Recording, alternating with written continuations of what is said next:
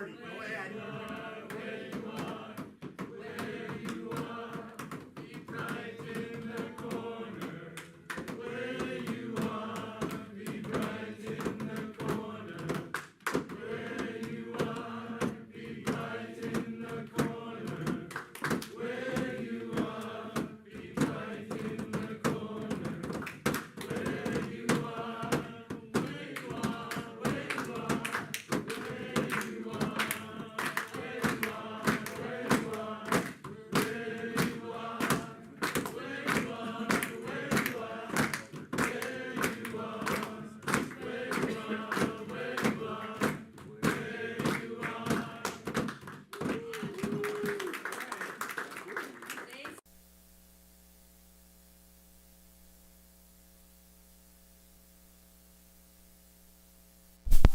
No, you can come up when it's your turn. So I've got some stuff first, and then it'll be Spencer's turn, and then Molly's, and I'll be here. Thank you. Thank you. So it's sort of good to be home. Let's see. 75 degrees and the beach. Yeah, okay. You know, it's good to see all of you. Yeah. But you know, I'm speaking for everyone on the team. Our hearts are like ripped in two because we made so many really good friends back in South Africa. It's hard to leave them. It's hard to be gone from here, and it becomes. This is my first 6 months away from home, and it's a challenge. Let me tell you, it's a challenge. We love it here, we love it there. It's a 24-hour flight to get there. Here to Amsterdam or Heathrow in London, and then south to Cape Town. When we got to Cape Town, we were an 11-hour drive from our destination, or we were another flight. It's a challenge to get there. And I'm walking through the grocery store, and some lady said, "What are you doing here?" Like, Americans don't go where we went. They seriously don't go there. So the Lord brought us to some really interesting places with a really interesting mission. Some of what we knew, and some of it was an encouragement that we really didn't know that we were part of, and got open doors that were just unbelievable. So we'll go through some of this. We didn't want to do a travelogue, so it's going to be very much not a, here's the story of where we went and how we went there. This is the story about some of the folks and some of the reasons that we,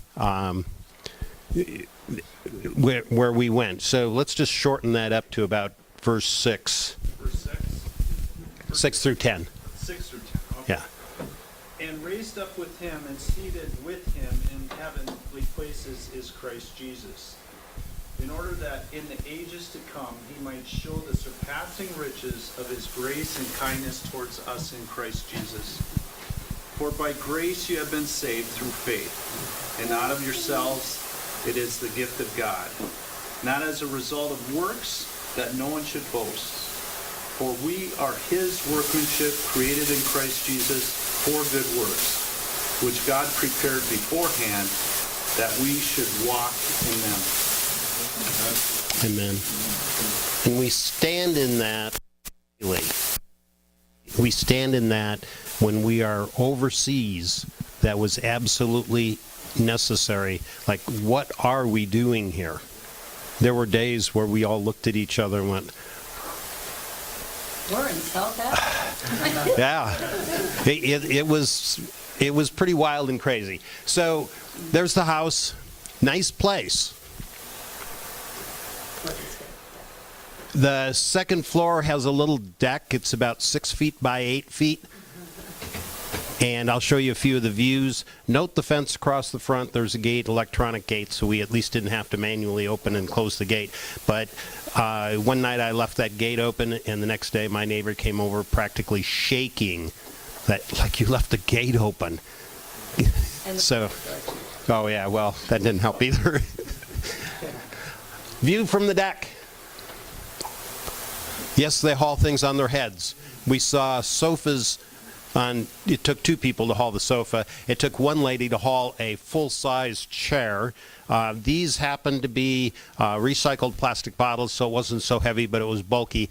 They get a couple of cents each for those 1 day a week, and so that's how some folks survive. There's another of the wild animals.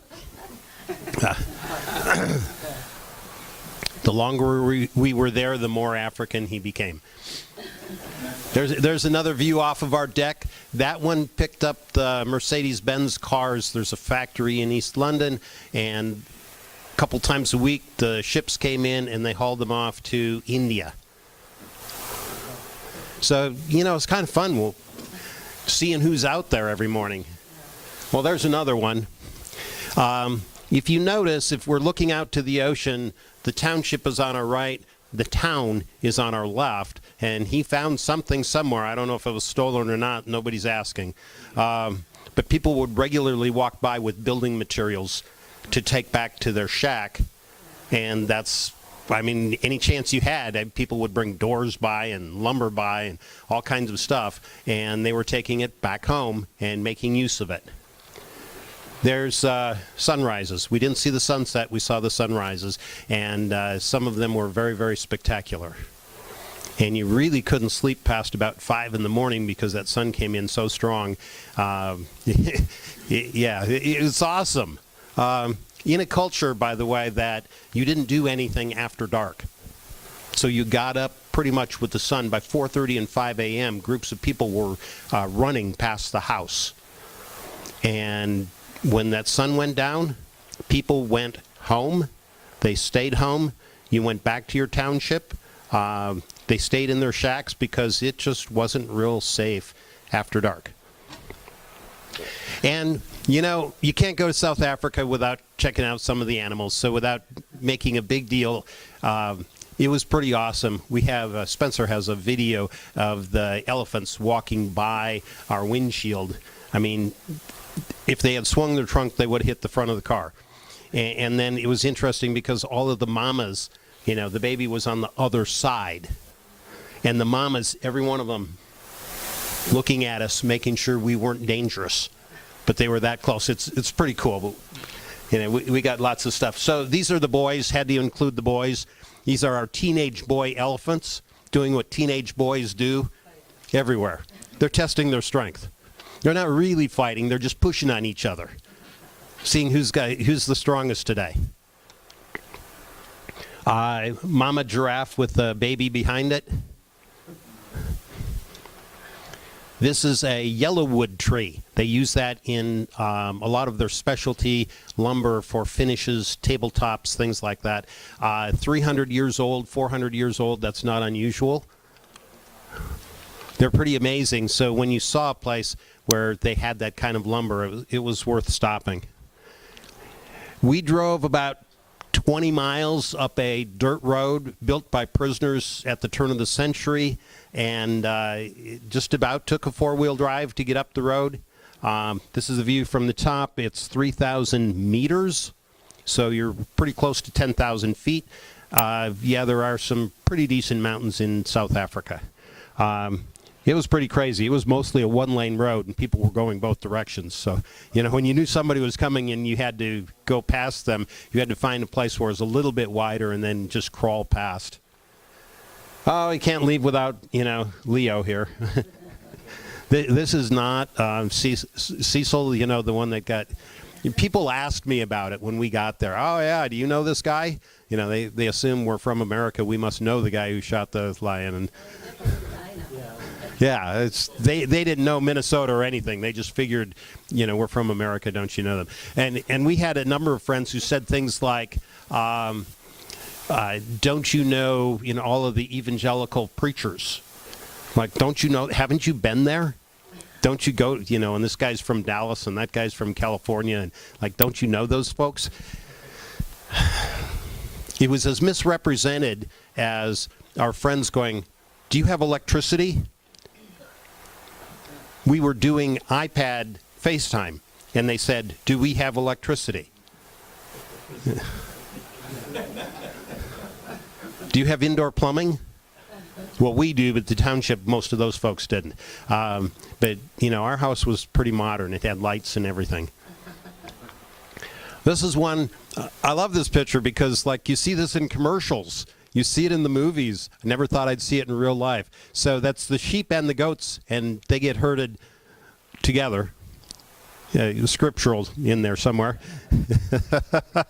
And, yeah, they're blocking the road. We're trying to get down that road to where we were staying for the night. And they just, right down the middle of the street. Cows, goats.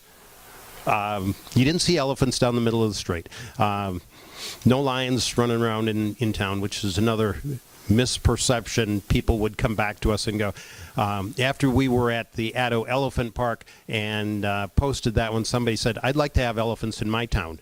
And I'm thinking, no, we weren't in town. They were not in town. They were in the game reserve. They were not in town. There's some more wild animals. John and Pat came to visit us, and we had a great time. Not enough time today to talk about those stories.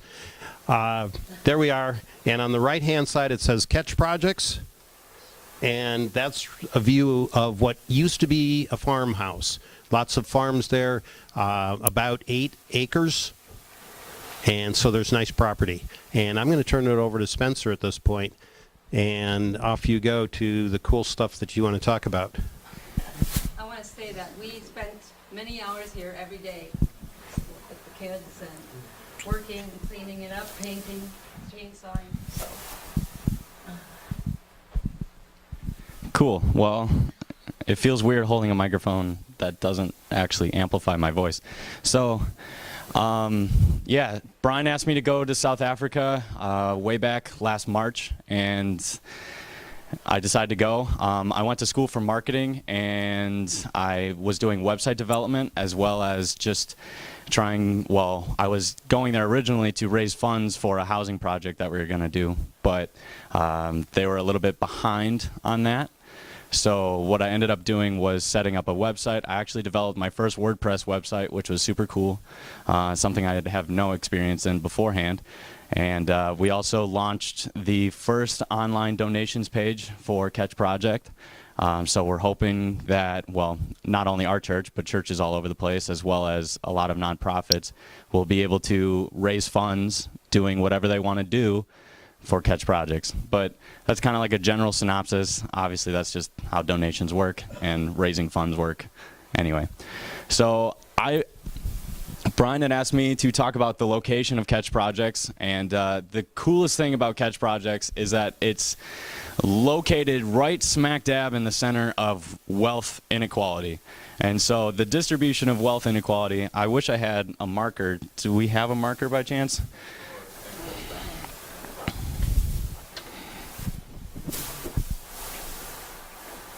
What's up, Torian?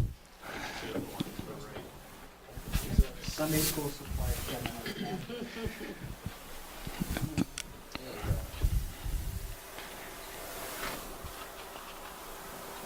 That's a color marker. Thanks.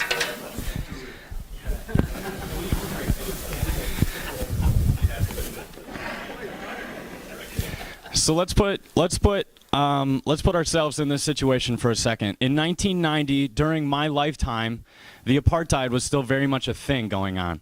So this is not that long ago where whites are completely superior to blacks, and lots of different things are going on where there is no equality. People are getting shoved out of where they were living for centuries upon centuries, and just lots of income redistribution and lots of just prejudice and inherent racism for the sake of racism, okay?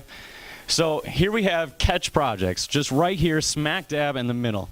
And so here's Goalsway, and so Goalsway actually ends up being like this long road where we actually lived over here on 18th Street, so it turns into 18th Street. And I'm just going to use X's because I'm terrible at drawing, so forgive me.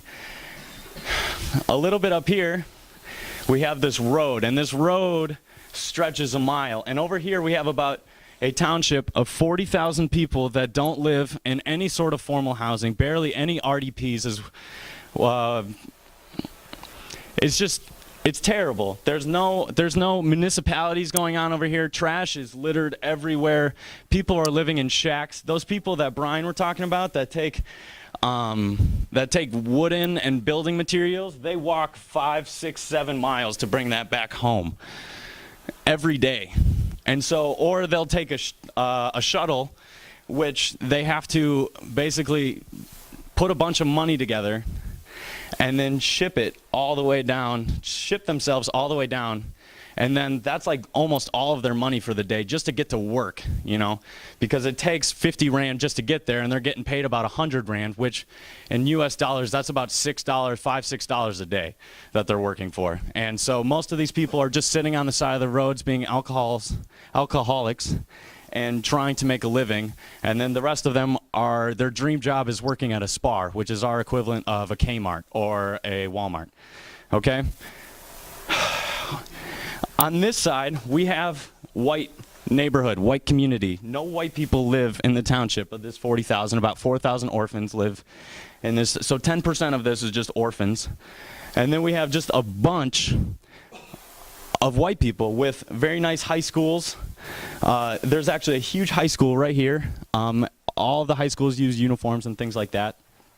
But the township, it's basically their own civilization. They have housing, they have hospitals. They're not good, but it is what it is, They're doing their thing over here. So over here we have like this receiver mentality based off the apartheid, because everything that's been going on in the last 25 years, they have gotten used to receiving from this community over here. And this community is so used to giving to this community over here. And so we have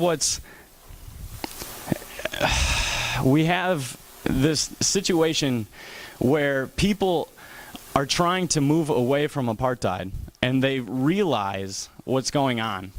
And we can dismiss all the cultures that are going on, the fact that there's 11 official languages, and that everybody here speaks Xhosa, and everybody over here speaks English, and all these white people, forgive me, have no idea how to speak Xhosa. So we have this huge gap that we're trying to educate this wealthy side of this area to say, hey, we have 40,000 people over here that don't have any sort of future, and they're so used to just receiving that they don't know any better. That their dream job is to go into work into the white community and work at a Kmart for the white man. I'm not saying it to make us feel guilty, but this is what apartheid has done. This is what the stigmas have placed. And so we have inherent thoughts that are going on without any real basis on it, other than it's how they grew up and it's what they grew up in. And so you have children that they grew up in a free society, because they're in the 2000s where this is no longer a problem, but they're still getting their parents and their parents' parents just racism and prejudice without even wanting it, because it's just how they were grown up. So again, this is where Catch Projects is. As social empowerment, women's rights program that takes kids in daily. They have plenty of clubs where you would have 140 boys show up after school from 3 to 6 o'clock, and they would feed all of them. 9 years old. 9 to 14, 15. And then that was on Tuesdays. On Wednesdays, it was Girls Club. Another 140 girls would show up and get fed, and teaching about things like violence and rape, and what to do when someone is trying to rape you, and what to do when someone is trying to burn your shack down. These are the things that are being taught in this society, because kids don't know what's going on. But kids as young as 9 years old are talking about how their moms are getting raped. That's disgusting in my book. But anyway, we get past all of the culture. We get past the fact that when these kids are 15, they go out into the bush after they've been circumcised, and they have to spend 3 weeks in the bush, or what we call the forest, or like where the lions and the animals roam, for 3 weeks, and then they have to fend themselves off and be a man, and do manly things and survive, while they're just been circumcised by a machete or not professionally done. And then they get to come back, and now they're a man, and so everybody has to follow what they're doing. So we have tons of just weird things going on, where we have legalistic cultures and old traditions and all of these things. Plus you have the social dilemmas of apartheid. You have all of this going on, and then here's Ketch trying to be the difference maker. And it's in the best location that I could possibly tell you, because you have two sides of a completely different spectrum. Let's talk about Jesus for a minute, because Jesus is that gap between inequality. He is that bridge, and he can do this. I can't. And so when I went there for the 2 months, I tried so hard to try and educate people and try and control that situation. And I realized that he only put me there to be like Jesus. And so when I went there, every day I only tried to do what I thought Jesus would do. And it was that mentality that we as Christians and we as men need to realize, that this is no different than a lot of the things we see even in our own community. And so we need to take a stand for things like this, where we have differences and we have inherent culture differences and all these other things that we don't even spend time thinking about, and that's just because we haven't put ourselves in that situation yet.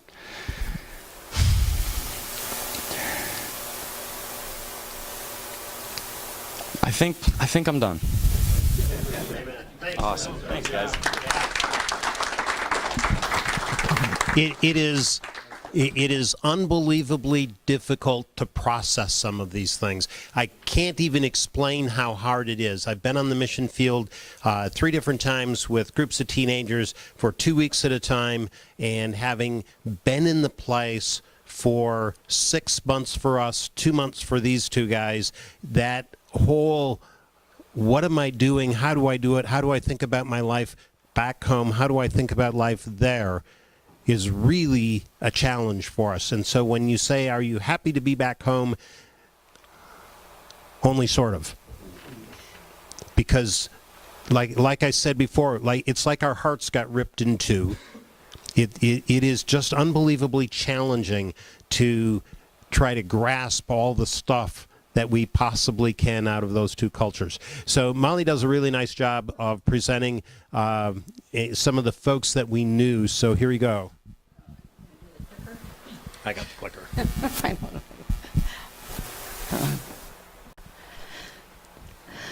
Well, there I am in my shorts, and they're in their dress. The lady with the apron on, I sat with her in the kitchen many days. Took about 2 months to really feel like she was going to let me into her heart. I think they have a lot of people come and go, and they don't sometimes want to invest, but I sat there, and she spoke pretty much just Xhosa. She could pick out a few English words, but not many. The other lady is a social worker that works at Catch Projects, and the last day we left, she said, "Molly, I'm really going to miss you." And I started giving away stuff at the end because I had too much stuff to bring back. So I gave them books and earrings and things like that. But so yeah, good friends. Okay. There I am in the kitchen again, helping out. It's a lot of work to feed 140 kids every day. Tuesday, Wednesday, Thursday the women come. The first time that I went into the women's group, Brian had to go somewhere, and he dropped me off at the gate, and I went, "Wait, Brian, come back." And then I went, "Okay, Lord, here we go." There was 70 women in there, and they all spoke Xhosa, and I'm going, "Hi." But that also took a while, not as long, but it took a while. But after a couple of months, they started embracing me, giving me hugs, letting me hold their babies. So I felt like one of the family with them. Here we are, jumping in the car with Roberta in the front there. She's also a social worker. And they're Dan and Spence and me and Sivangili. Okay, yeah. So we really did have fun with them. There is a typical boys' day. Brian's helping out with a game they're playing there, and you can see all the children. And to feed all of them is just, wow, that's probably their only big meal of the day. They got chicken, rice, pop. Pop is a very tasteless, like mashed potatoes, gritty. Fills them up. Yeah, so, and gravy on top of all that. Okay. Yeah. Is it working? Okay, this is Heritage Day. They get all dressed up. They probably all made most of their outfits because they can't afford to go into, a nice store and buy one. So I joined in with them. I was dancing with them. And can you turn that up?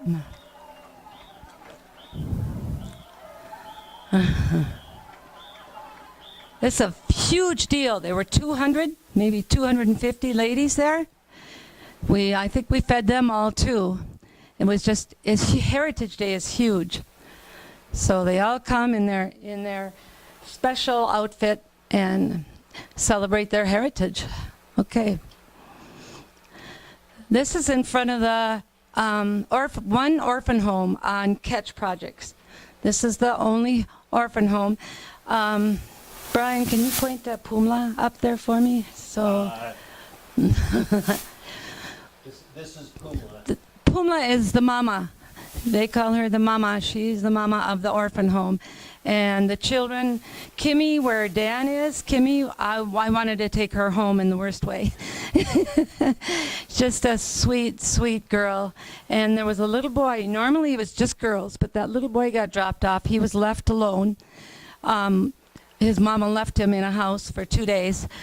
Someone found him and reported him to social services, and they brought him over there for about, a month, 6 weeks. So Pumla had to take care of him too, but he was very sweet. He couldn't really speak, but Pumla's an awesome lady. I call her my angel. Yep, and there are the family in the foster home. There's 3 sisters.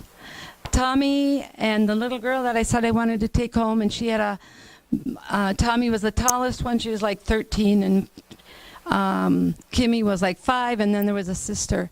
And did they all get left? Right? Is that how they ended up? They were abandoned. They were abandoned. Okay. And that picnic table is special. The way the foster home really runs is they have donors from Holland, 2 Dutch ladies, and they came while I was there. It was so awesome spending time with them. They raise money, and they keep this place running, and they're just really awesome ladies. Okay, are they singing here? They love to sing, so they would sing for us. They're singing for the Dutch ladies here and myself.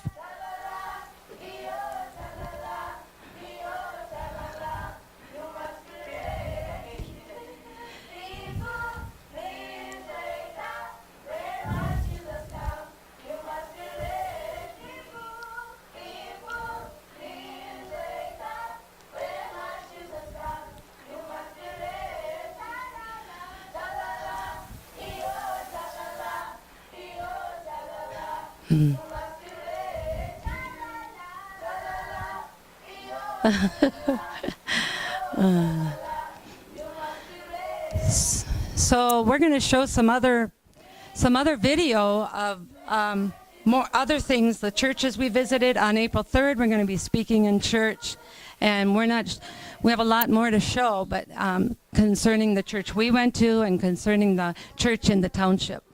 There's Kimmy and I. I wanted to put her in my suitcase. Why we were there, because Brian was studying housing. We visited many foster homes. This was in a different city. This lady's name is Tia. She's 78 years old, and she had 5 homes that she overlooked. Motherwell. It was in Motherwell. These are some kids in that. There's me and some of the kids. Brian's reading to those kids in one of the foster homes. This is Molly, talking to Molly at Jehovah Jireh in another city. This is the outside of that foster home called Jehovah Jireh. A lot of kids there. There's their pet pig. That was what you saw when you first came and went in. But yeah. Things looks like what we call normal, and then there's Okay, go ahead. And we did certainly enjoy. The beach was like a mile down the road. We went there as often as we could. It was just fun to go jump in the ocean. And Dan and Spence there was a river outlet on the side, so they would go float down the river when we could. So it was like 80 degrees. We loved it. I loved the people. And Dan, come on up. This is my last slide, but we really got close to the people at Catch, and it was hard to leave.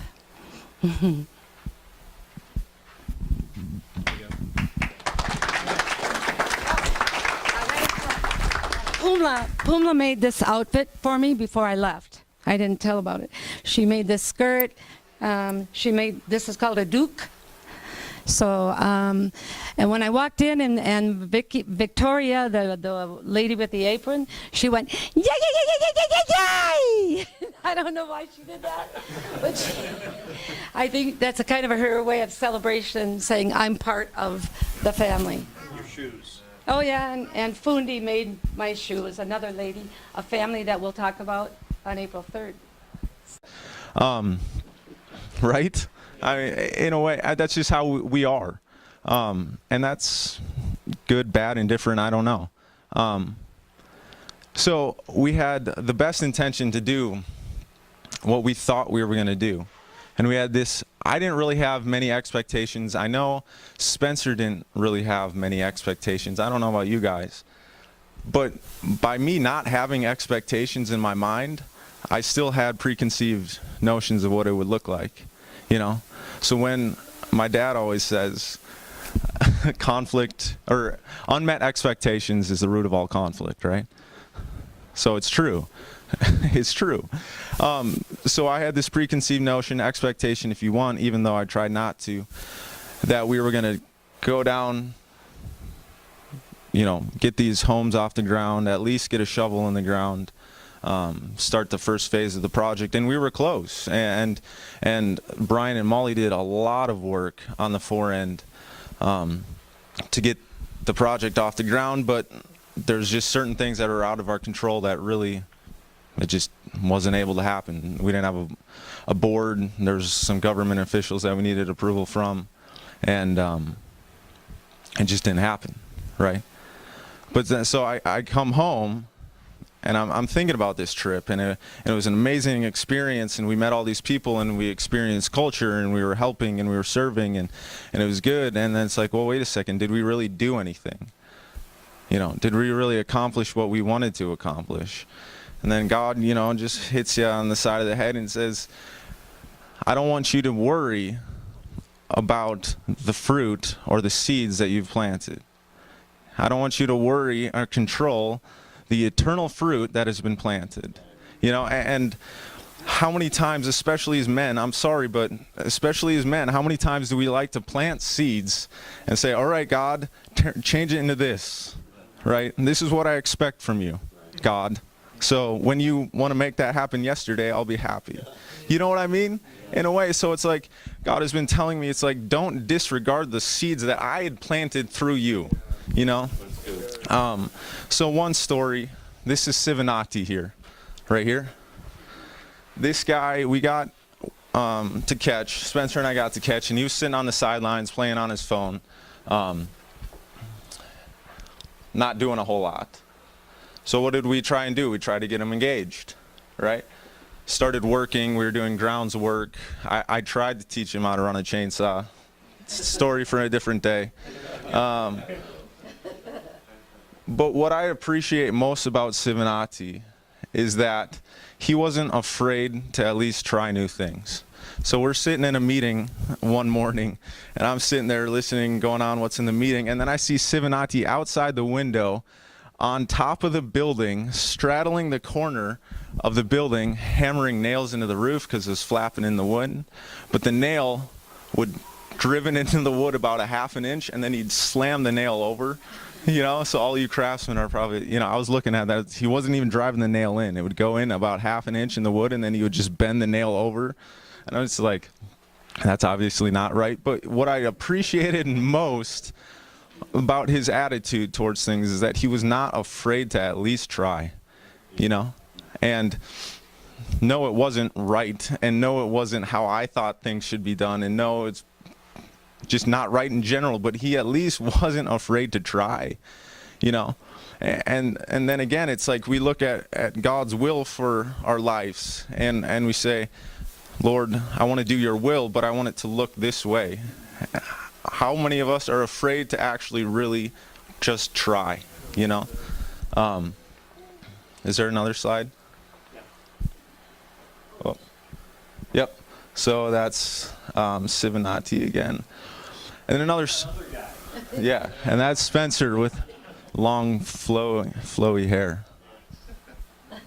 And then one other story I wanted to share was I was sitting in the eating area at Catch, and there was a family who came in to get some food, and a little boy probably around 5 or 6, and then another little boy probably 2.5 or 3, and they were eating. I didn't know when their last meal was, so they're eating bread with butter on it, essentially.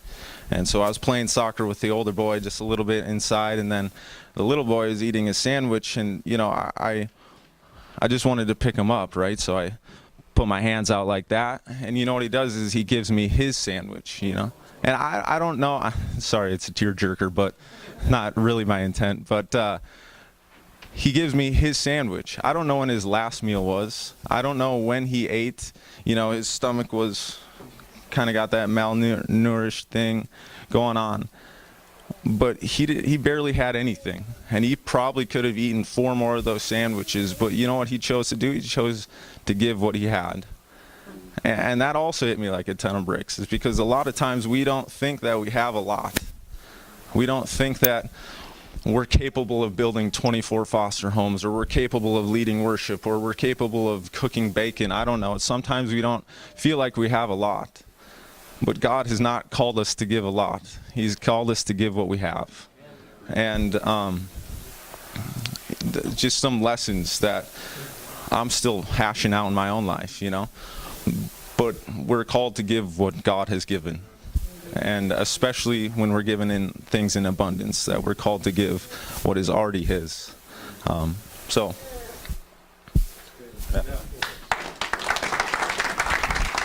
I have 2 more slides. This is to say thank you, Jeff, for teaching Dan to use the chainsaw. And this one is for not everything done in America is done that way in South Africa.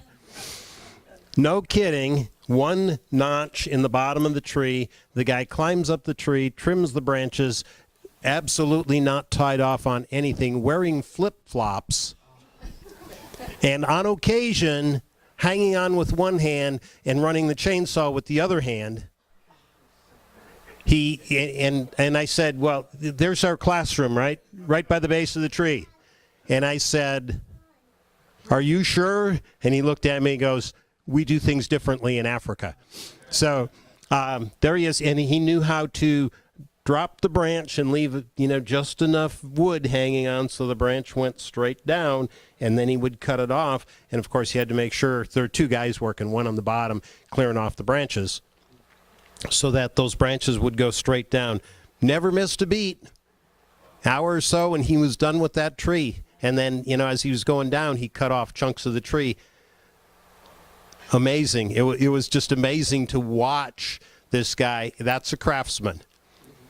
Crazy, but a craftsman. And so I had to do this one for Jeff, just to say, not everybody falls out of the tree.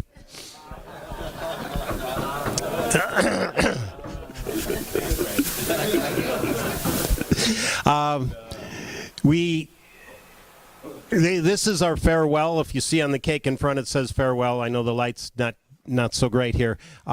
Sue is on the right.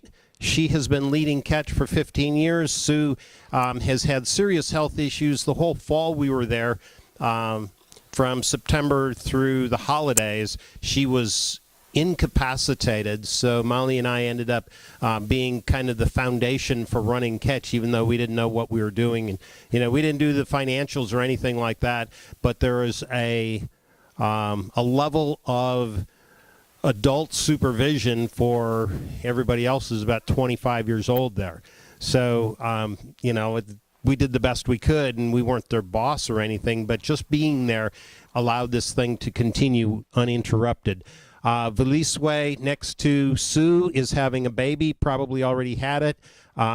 There's crazy stories about her. Noku, wonderful lady, married, like 6 or 8 kids. In the white, next to her is Vanessa. If you can remember the name Vanessa, she is a preacher. She's not passed through into, they have to graduate. So that graduate is called matriculate, and she has matriculated but not gone on to university. She's a preacher. I gave her South African theological seminary stuff and said, take it online, because she's married, got a couple of kids already. And so, you can do this online and go get a spiritual foundation. She already preaches in her church in the township. She's got great potential. And the social worker that works over at the police station. And for another day, another time, we talk about the thing about circumcision and the rights around that. We don't have time for it today, but there's a huge story, and this young man is part of that story for us. The white person back there is Lisa. She came from Fairmont and is spending 3 months there. She was the driving force behind cleaning up the property, painting everything. It looks great. And I have at the conclusion here a couple of things that I want to share. This is our crew on the day before we left. Robben Island is out there in the background. Robben Island is where Nelson Mandela spent 17 years in prison breaking rocks, limestone, and learned to forgive. And internationally has had a huge impact. And there we are, KLM on the airplane, heading home. Long flight. So here's my lesson to take home from South Africa. I read one book, other than scriptures. I read one book while I was over there, and the book is called Toxic Charity. I had this internal dilemma going over there. I didn't ask anybody here for money, help me fund this, help me build the houses. I just didn't feel right about doing that because I wasn't sure what I was going to meet up with there. But I think I know now how to express that. And what happens is the white people come and fix it for them. We'll build the houses, leave the houses. 5 years later, those houses look like what's in the township. Until people locally are invested in what they're doing, we're not really doing them any favors. And the analogy, after I got home and started playing around with the grandkids, right? We got little guys here. When they're really little, you put their shoes on.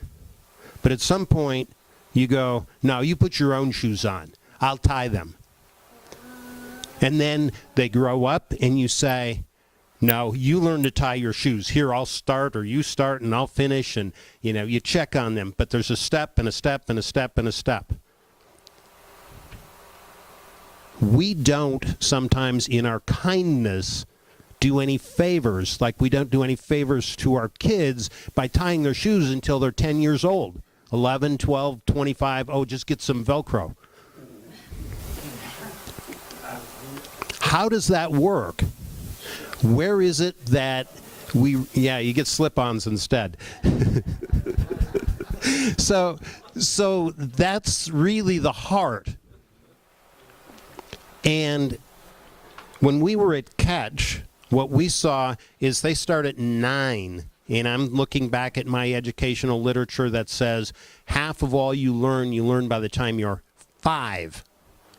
That's where your language develops, and oh my, do you know what these kids do from 0 to 9? Well, they don't go to school till they're 7.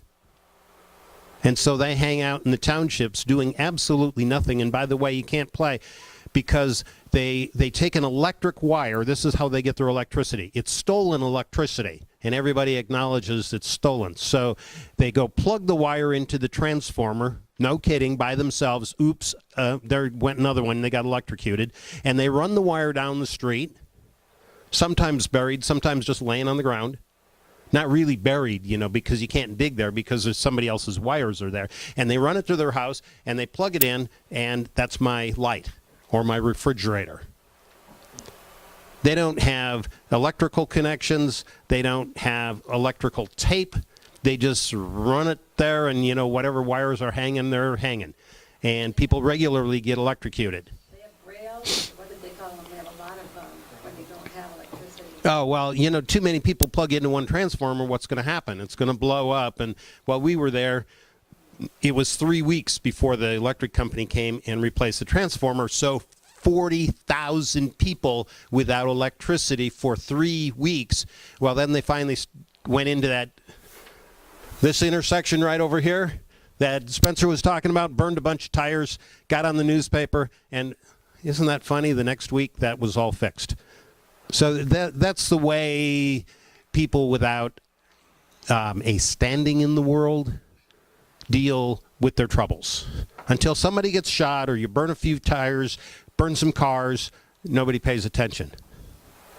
That's, again, back to Spencer, and that's the culture that we deal with. But how do you, as a minister, work with folks? So I said they started too late. That's my opinion.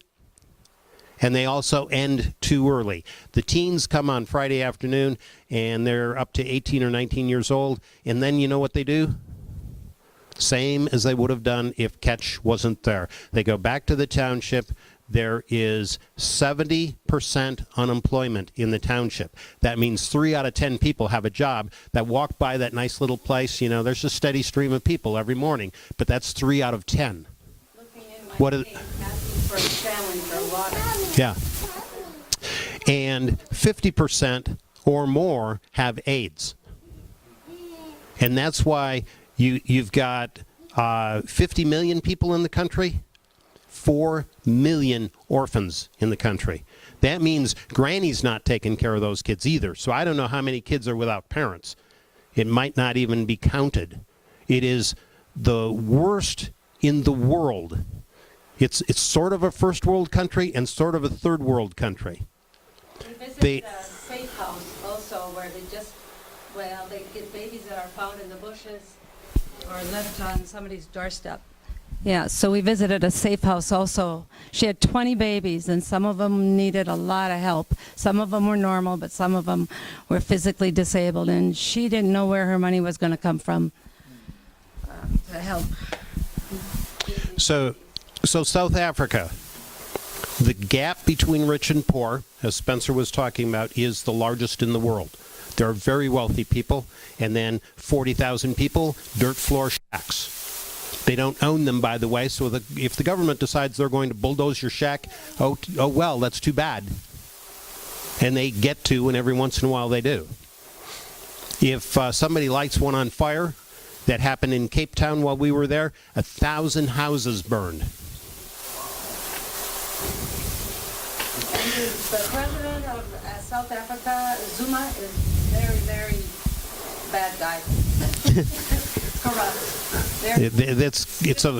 It's a fourth grade education, and he's taken 235 million rand, divide essentially by 10, so 23 million to build himself a house. He's been convicted by the court. He's still in office. There's stuff I don't understand. It is a democracy, but I don't understand. So, this is the culture that we were part of.